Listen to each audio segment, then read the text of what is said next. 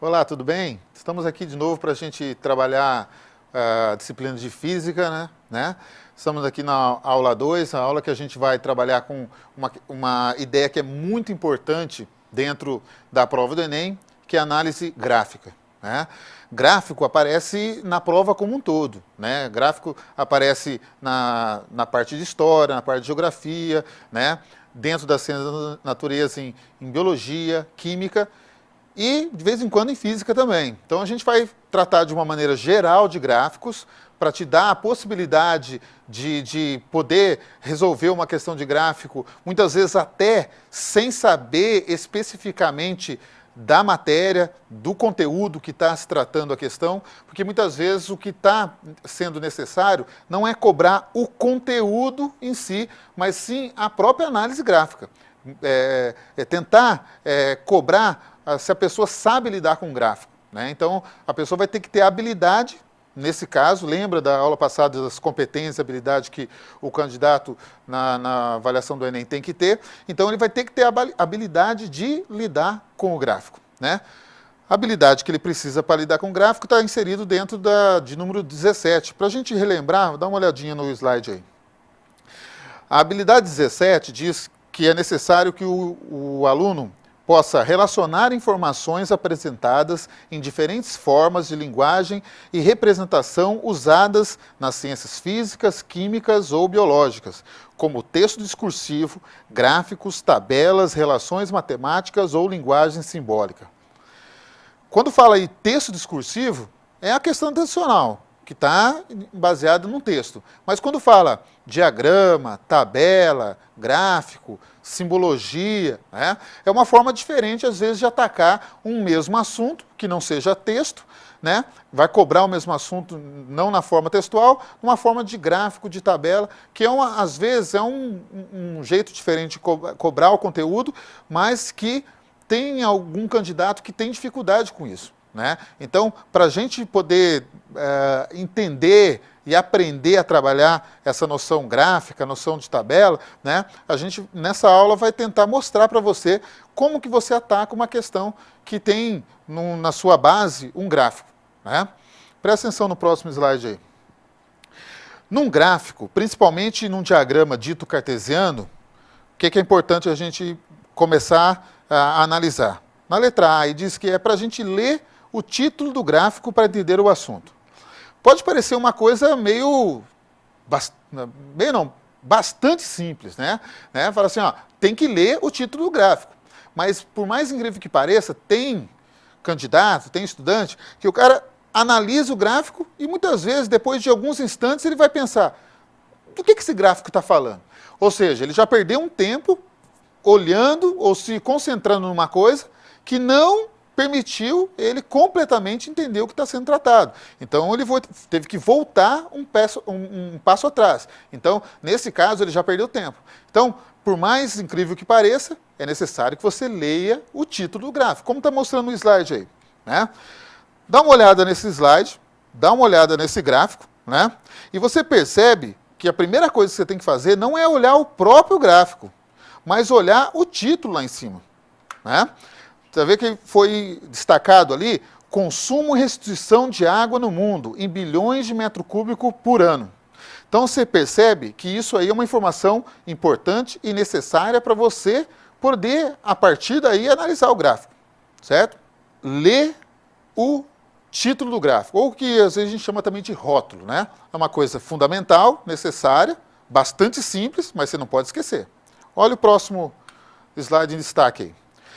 Outra coisa que é necessária é você observar as grandezas apresentadas nos dois eixos para saber o que está sendo representado. Vem para cá aqui, ó, dá uma olhada aqui.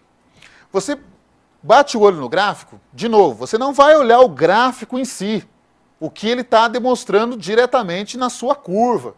Mas você vai olhar os eixos, o eixo X, o eixo Y, e vai tentar perceber o que cada um desses eixos está dizendo para você. Você vê que no eixo do Y, aqui nesse gráfico, nesse caso específico, está falando em concentração de O2, de oxigênio, em porcentagem. Então a gente tem 0%, 10%, 20%, 30% e assim vai. E no eixo do X aqui, a gente tem o tempo em milhões de anos. decorrendo de menos 600 milhões de anos até a idade atual, hoje. Então, você não vai olhar especificamente o gráfico, mas primeiro você vai olhar os eixos, né?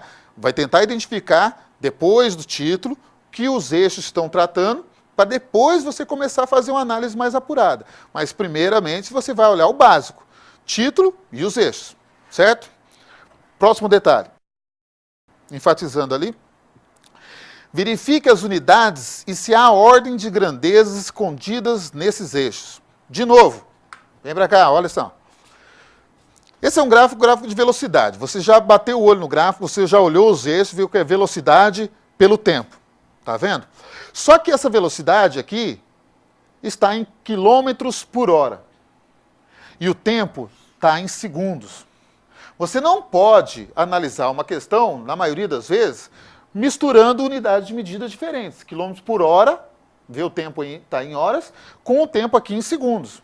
Então, essas unidades de medida, quando você vai transferir isso para uma análise, talvez até usando uma equação, fazendo uma conta, você não pode usar os valores numéricos. Por exemplo, aqui, 24 km por hora, com 0,3 segundos, porque vai dar incompatibilidade de unidades. Então, você tem que tomar cuidado nesse aspecto. Tá certo? Próximo detalhe, num outro gráfico aqui, ó. Vem para cá de novo. Tá falando aí do item também que a gente tem que tomar cuidado com o que está escondido lá nas unidades, né? Dentro da unidade da grandeza que está sendo tratada no gráfico. Por exemplo, quando você analisa esse gráfico, aqui tem um valor de 1 para a pressão, um gráfico de pressão por volume, lá da termodinâmica, segundo ano do ensino médio. Esse valor de 1, você não vai pegar esse valor e vai jogar dentro de uma equação.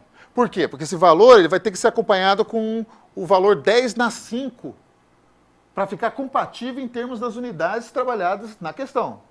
Mesma coisa no volume aqui, ó. O valor de 2, representado nesse ponto A aqui, não pode ser só 2 metros cúbicos, tem que levar o 10 a menos 3 a potência ali também.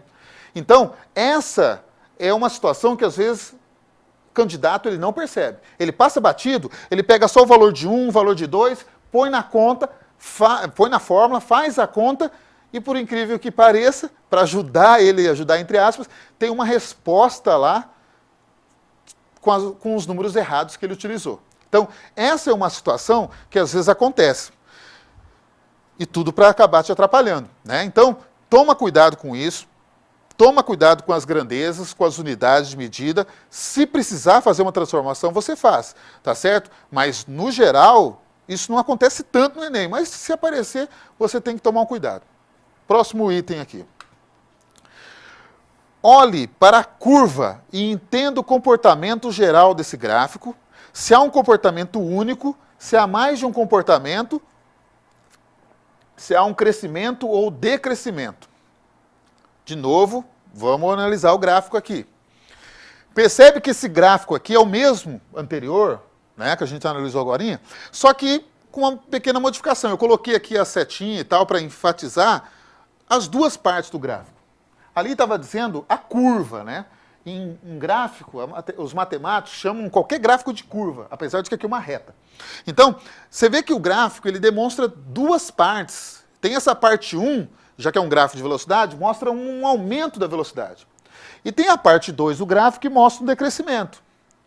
Essa análise é fundamental porque provavelmente essa questão vai, em algum momento, a questão que esse gráfico está trabalhando, vai pedir para você calcular uma aceleração, por exemplo.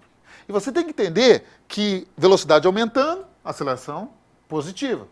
Velocidade diminuindo, aceleração negativa, está freando.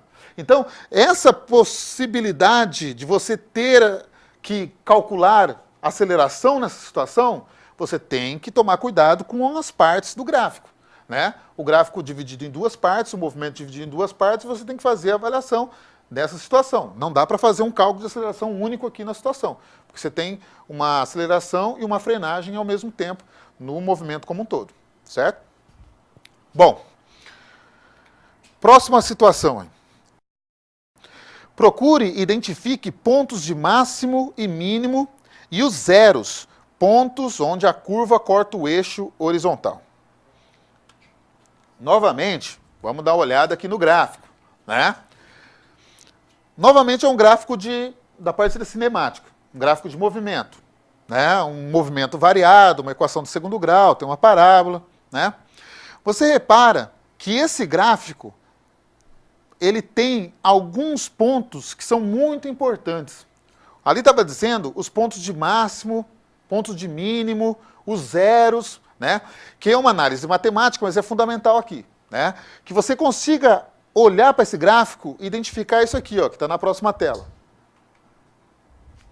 Bom, esse ponto aqui em cima, o chamado máximo do gráfico, ele quer dizer alguma coisa.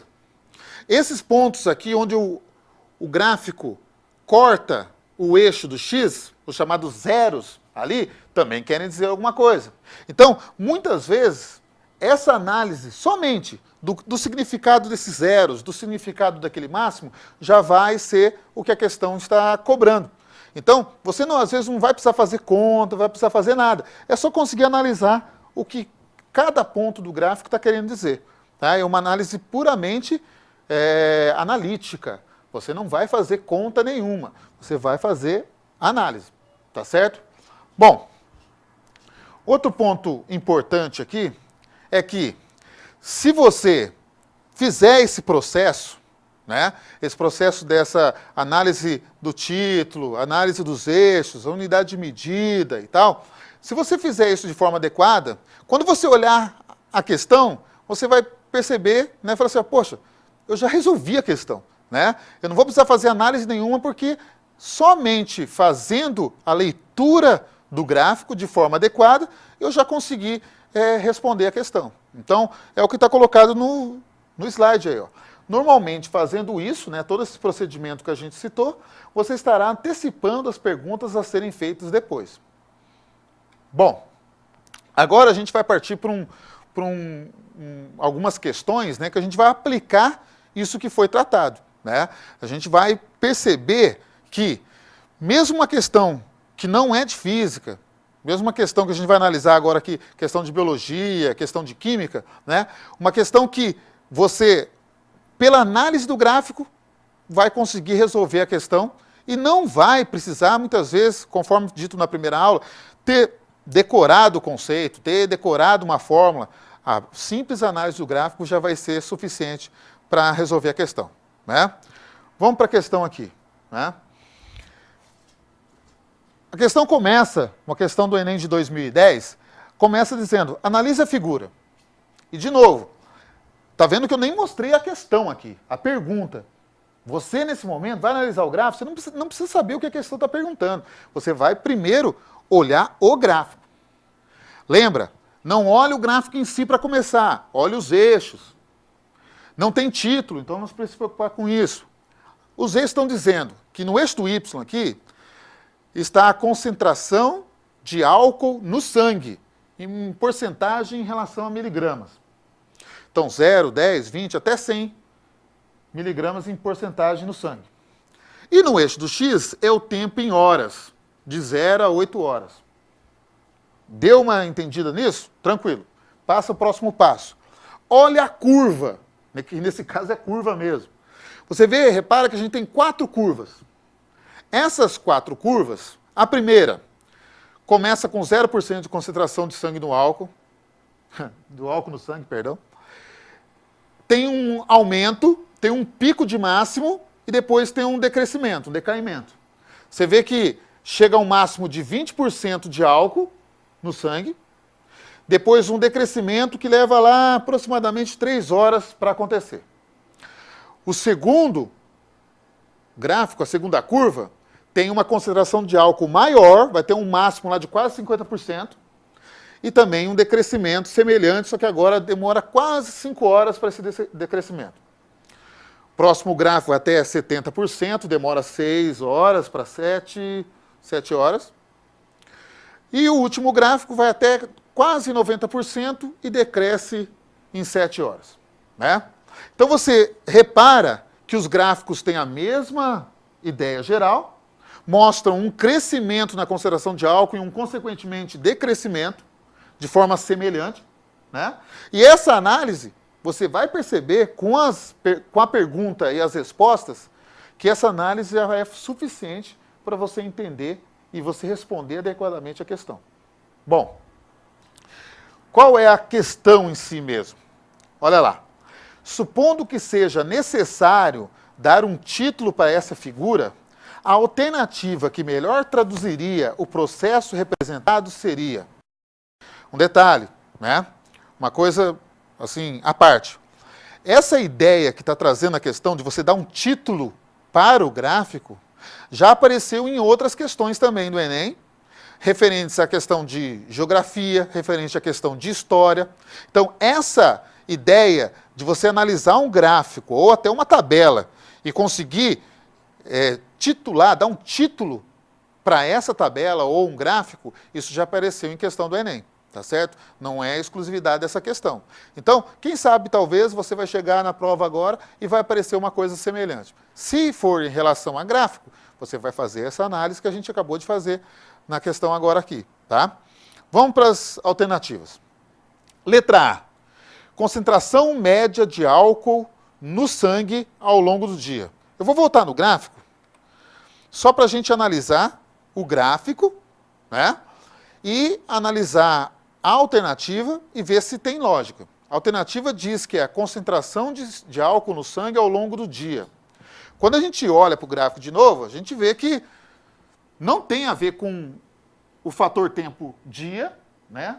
8 horas, não é a concentração distribuída no dia. Então, esse item, essa alternativa, está errada, né? Lembra que só fazendo análise do gráfico já é possível a gente determinar isso. Vamos para outra alternativa. Variação da frequência da ingestão de álcool ao longo das horas. A questão, ou o próprio gráfico, não fala em nenhum momento sobre ingestão de álcool. Não fala também nessa frequência. Fala que o álcool tem uma certa concentração distribuída em determinado tempo. Um aumento e uma diminuição. Mas não tem a ver com a frequência de ingestão de álcool. Certo? Próxima alternativa.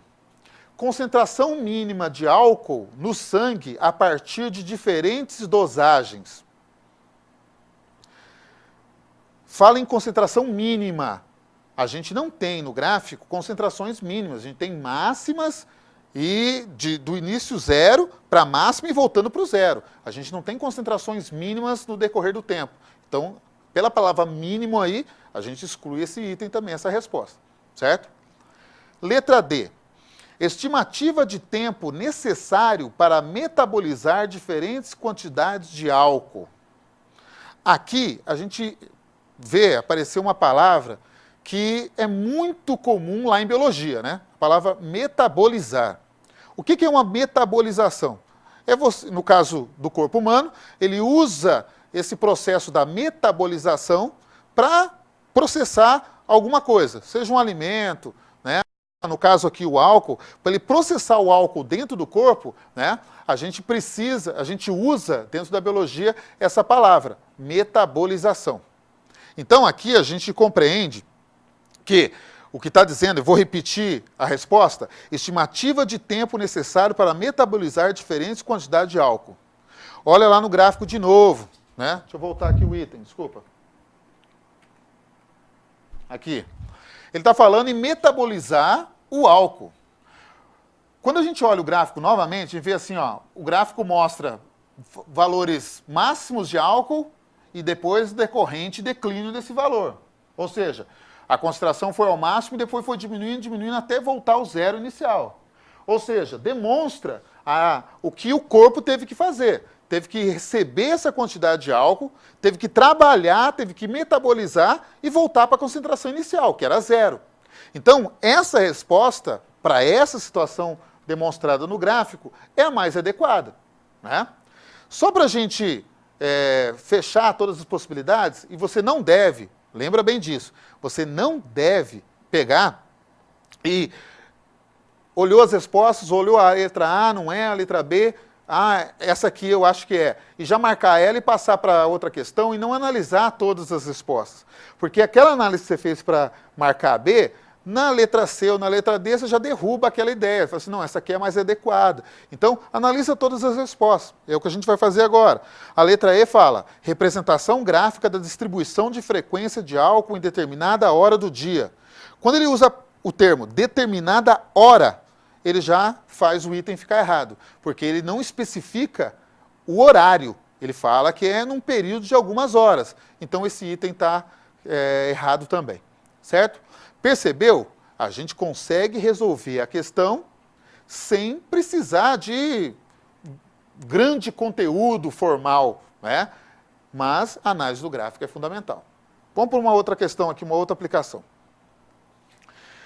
A questão diz, o gráfico seguinte mostra a curva de absorção da luz por uma folha nos diferentes comprimentos de onda que compõem o espectro da luz branca. Falou em absorção de luz por uma folha, né, nos diferentes comprimentos de onda. Né, a parte da física aqui está inserida dentro dessa palavra, absorção. Olha o gráfico aí. Vamos de novo analisar o gráfico. Né? Primeiro olha os eixos, né? Lembra? Olha os eixos. Né? Esse eixo do Y aqui está dizendo absorção da luz pela folha. E no eixo Y, a gente tem as cores, violeta, azul, verde, amarelo, vermelho e infravermelho. Quando uma folha recebe a luz do sol, essa luz ela é uma mistura das várias cores que a gente conhece, as chamadas 7 cores do arco-íris, né? Na sequência, vermelho, alaranjado, amarelo, verde, azul, anil e violeta. Né?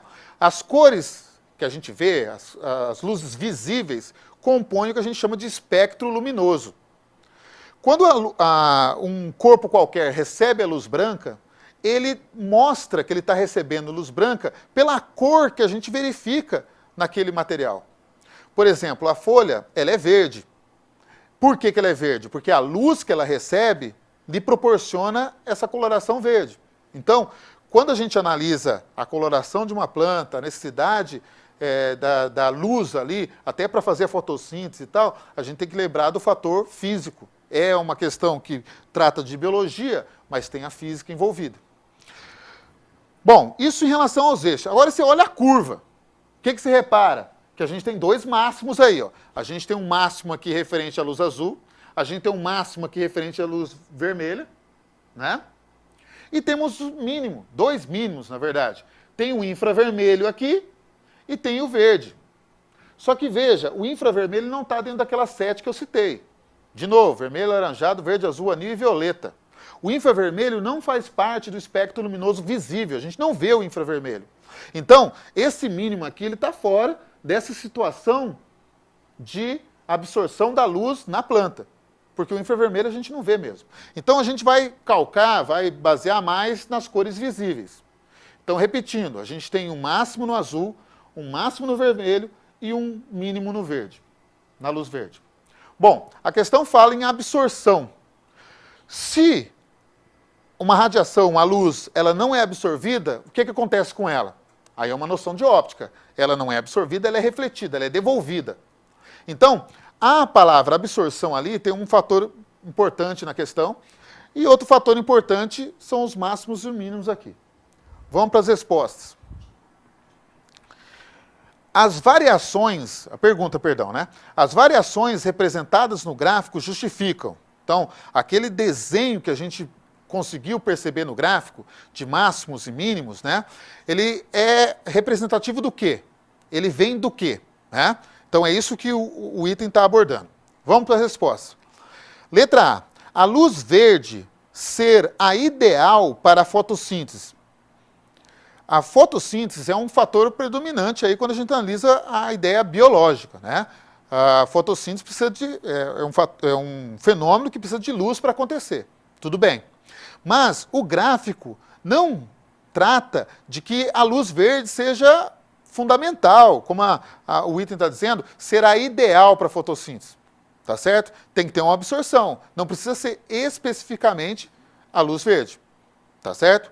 Precisa de luz, não precisa ser a verde. Letra B, voltando para o item. Letra B, a cor vermelha de certas plantas. Essa variação que a gente viu no gráfico mostra, justifica a cor vermelha? Não, não tem nada que justifica ser vermelho, ou ser verde, ou ser azul, ou ser amarelo. Não tem a ver com o gráfico. Lembrando, o gráfico só mostra máximos e mínimos de absorção de luz. Só isso. Letra C. A alternância das fases da fotossíntese. Também eu acho que não tem nada a ver com a relação da situação. Próximo item. O gráfico justifica a cor verde típica das plantas. Lembra que a absorção, quando não há absorção, melhor dizendo, existe uma reflexão. Um corpo é de determinada cor quando ele reflete a luz recebida. Por exemplo, só que usando de exemplo, esse material, essa cor amarela que você está vendo aqui, por que isso aqui é amarelo?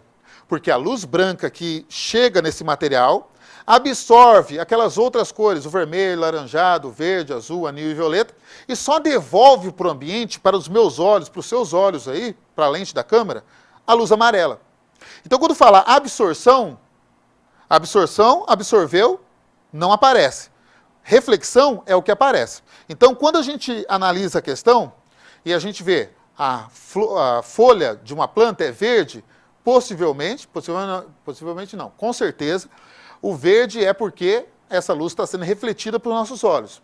Então, quando a gente analisa o gráfico, máximos e mínimos de absorção, mostra que, voltando para o gráfico só para justificar, olha só, como o azul e o vermelho têm máximos de absorção, e o verde tem mínimo de absorção, o verde, ou a luz verde, é a luz que é mais refletida. Portanto, luz refletida é fator que demonstra a cor do objeto, daquilo que você está observando. Então, a folha é verde porque reflete luz verde. Se reflete luz verde, é porque é pouco absorvido, que no caso do verde, fecha o gráfico com a situação da pouca absorção da luz verde e da grande reflexão.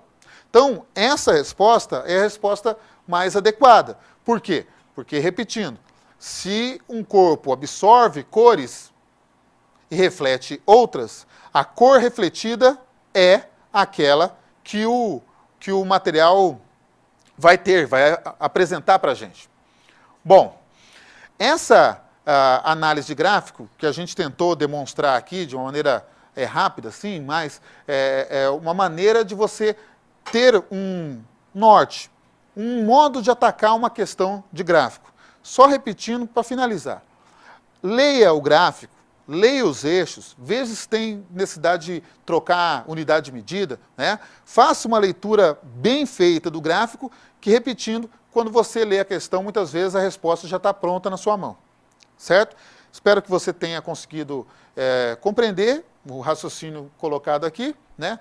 Mais uma vez, desejando até que você consiga, né, nessa avaliação rápida que a gente tem aqui, absorver, né, o conteúdo que a gente está trabalhando, né? Mais uma vez, a gente necessita que você analise as coisas de maneira tranquila também, né? E que você tenha sucesso nessa sua análise, na sua prova do Enem daqui a alguns dias, certo? Um abraço, até mais. Tchau, tchau.